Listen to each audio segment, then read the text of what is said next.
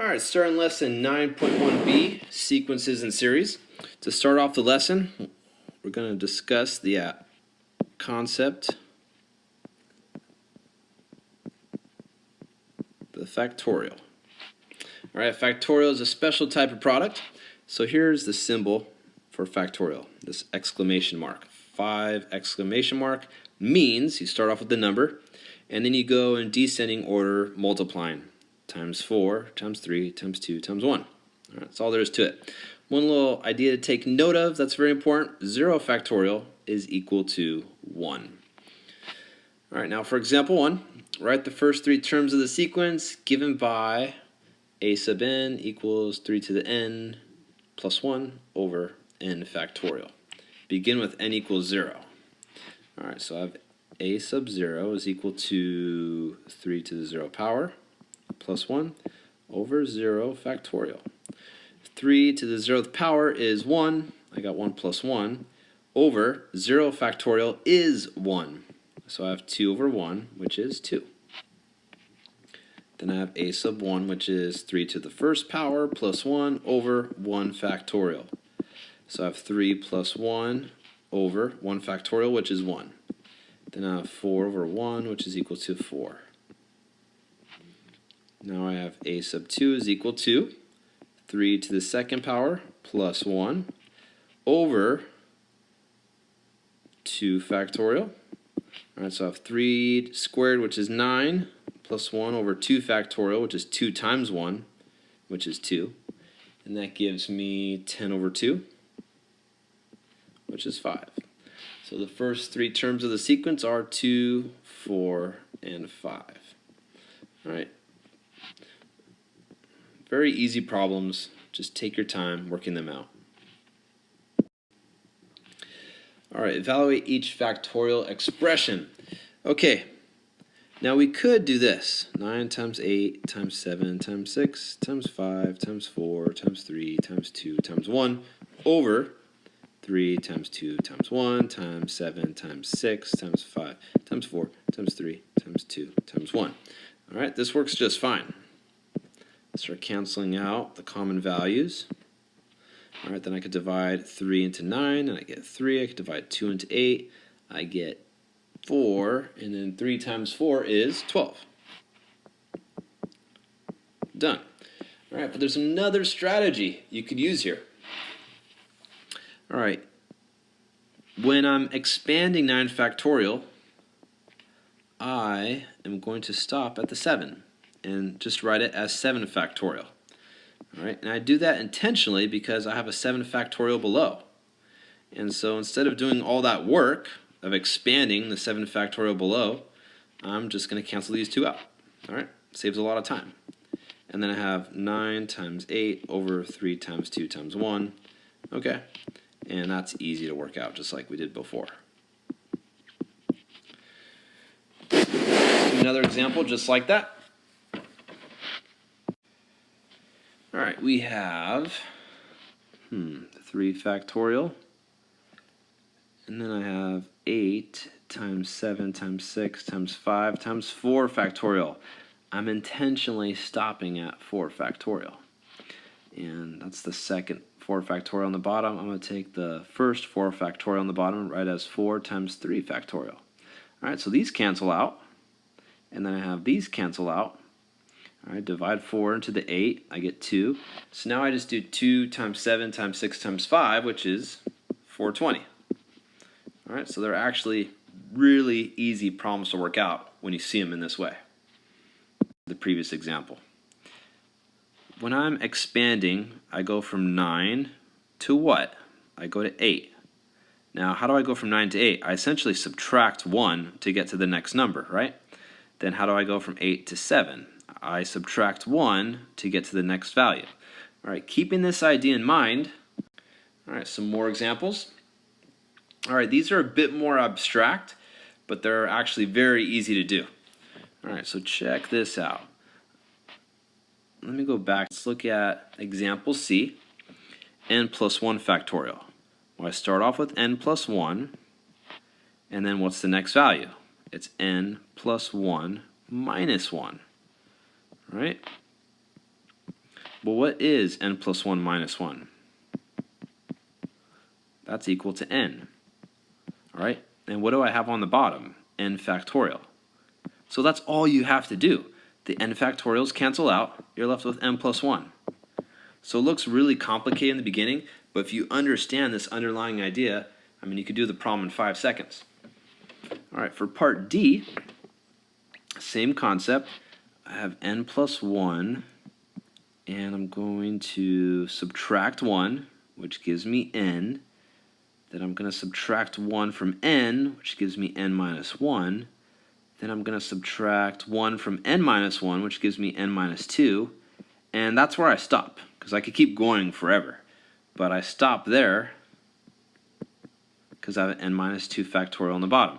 All right, so you have to strategize based on the situation you're given. So these cancel out. All right, and now I just multiply these. And I have n squared minus 1 times n, because I just multiplied these two binomials. And then I end up with n cubed minus n as my final answer. All right, done.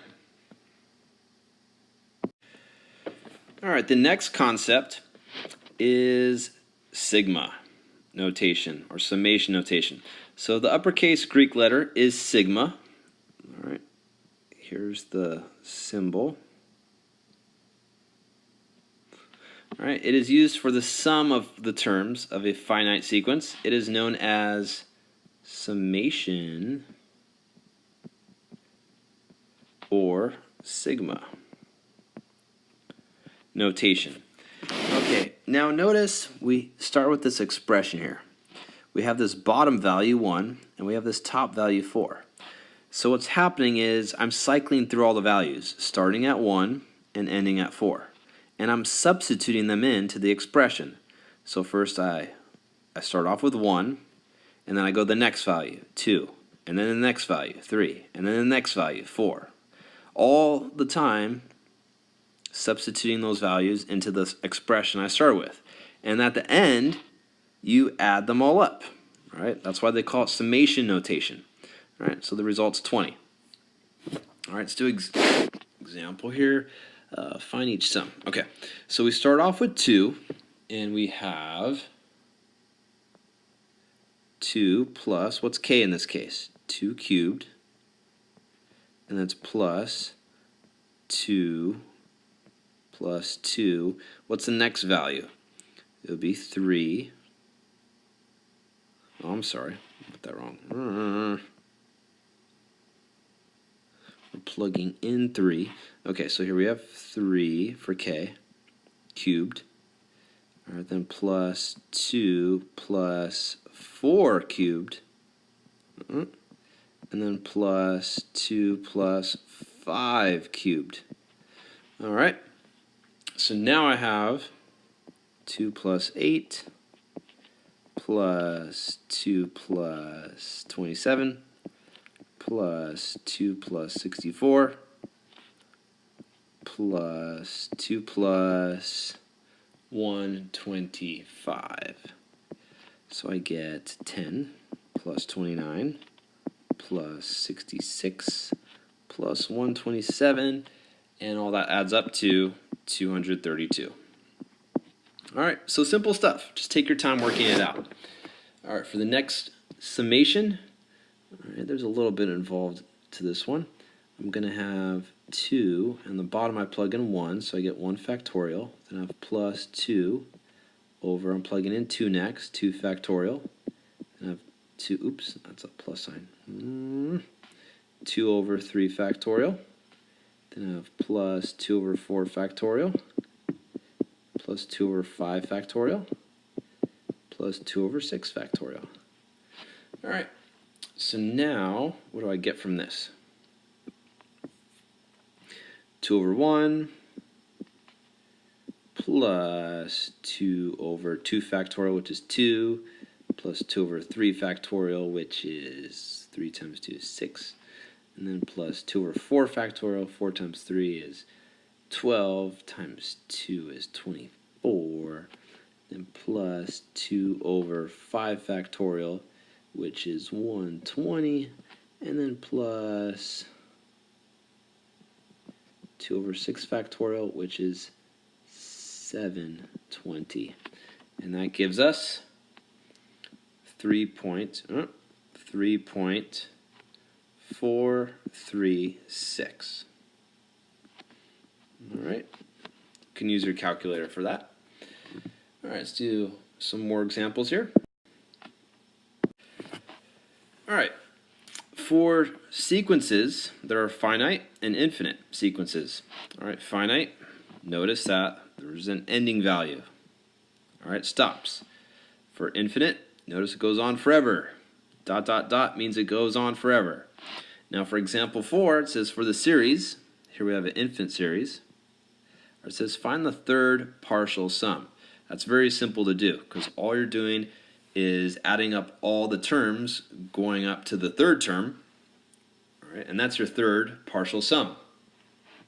So what's the first term? 5 over 10 to the first, plus 5 over 10 to the second, plus 5 over 10 to the third. All right, so I have 0.5 plus 0.05 plus 0.005, which gives me 0.555. All right, and that's my third partial sum. All right, for part B, it says find the sum. Well, notice the pattern that we have from finding the partial sum, the third partial sum before. We have 0.5, 0.5, 0.5, and then it goes 5, 5, 5, 5, 5. It just keeps going on forever. Okay, now if you plug this into your calculator up to the 10th or 11th digit, okay, and then you hit math fraction, it'll give you the equivalent fraction, all right, because it's approaching some value, and you get 5/9 for that. All right, so punch in about 10 5s, and then hit math, and then hit fraction, and then you should get 5/9. All right, we have a couple properties of sums. All right, just be aware that if you have a C value, all right, for example, if you have like 4n, all right, you could essentially take the 4 and put it outside and leave the n, all right, as part of the summation and multiply by 4 at the very end. If you're taking the summation of a sum, you could break it down into the sum of summations, and the same for difference. Okay, those are little strategies you could use to make life easier. All right, if you have any questions, if you need any clarification, please make sure to ask. Now I'll begin the assignment.